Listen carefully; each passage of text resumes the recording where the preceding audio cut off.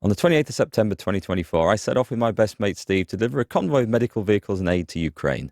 4 vehicles, 9 volunteers, loads of equipment and medical supplies, 1,300 miles of open road, all organised by the amazing Driving Ukraine, and funded by you guys. Yeah, seriously folks, without your donations and contributions, we couldn't have done this. You really did help make all this possible. Driving Ukraine have been sending out medical evacuation vehicles to Ukraine since 2022.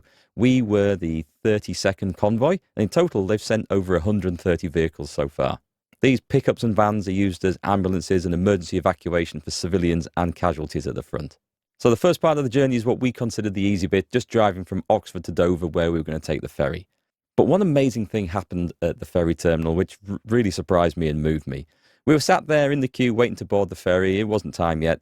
And this guy came walking across the car park, some lorry driver. He'd seen the signs on the side of our pickup, and I wound the window down and he asked us if we were going to Ukraine. And when I said yes, his face absolutely lit up.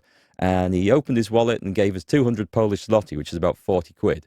And he said, he was Ukrainian. He said, go and buy yourselves a meal when you get to Poland, on me. It was just over the moon that the people were willing to help Ukraine and go into the effort to go over there and help out. And that was a really moving thing. It obviously meant a lot to this guy to see people helping his country out.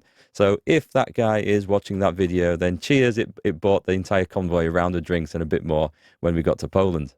Driving through Europe turned out to be way simpler than I thought. I was worried about driving on the other side of the road because I'm not particularly used to that. But it was dead easy. And we flew through France, Belgium and the Netherlands barely without even realising we'd crossed any borders. It was just that simple. Day 1 we ended up in Dortmund, Germany, got a good night's rest and then headed out to head for Poland on day 2. That was nearly 1,000 kilometres of driving. But again, on the roads we had good weather, easy driving, and it was a piece of cake. And then day 3 was going to be the big day. That's when we went from Katowice in Poland, crossed the border to Lviv in Ukraine. So a few hours driving, we arrived at the border. There was a lot of paperwork to do with the vehicles, but fortunately Driving Ukraine had organised all that. It was so simple, really, just a bit of waiting for things to get stamped and checked over. And we were into Ukraine itself. Now this is where we felt right at home, because at this point, it absolutely started pouring down. And also, some sections of the roads were like driving over the surface of the moon. Not many, to be fair. There was just about a 5-mile section on the road from where we crossed the border to Lviv. But I mean, these were like really deep potholes. And I don't think it was anything to do with like damage, not bomb damage or anything like that. It was just wear and tear on the roads. Fortunately, that wasn't the case for the majority of the journey there. But it did provide a bit of fun times as we tried to dodge around these potholes and watching other road users trying to do the same.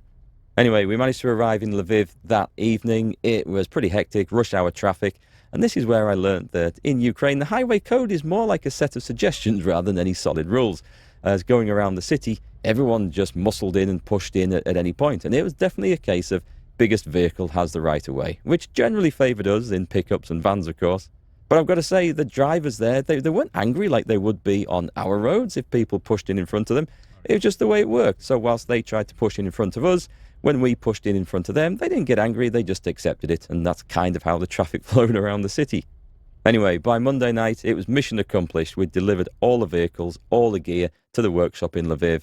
Those guys were pleased to see us, and they immediately got to work modifying the vehicles, ready to hand out to the units where they'd be needed on the front line for evacuating casualties.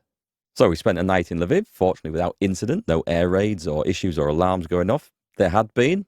We have the Air Alert app on the phone. It had been going mad in the days leading up to our trip, but fortunately, for the 24 hours we were there, it was peaceful and quiet, and everything seemed fine. And we got to see a little bit of Lviv the next day, which looks like a really cool city, and quite like the classical Eastern European style, like I've seen in Prague before.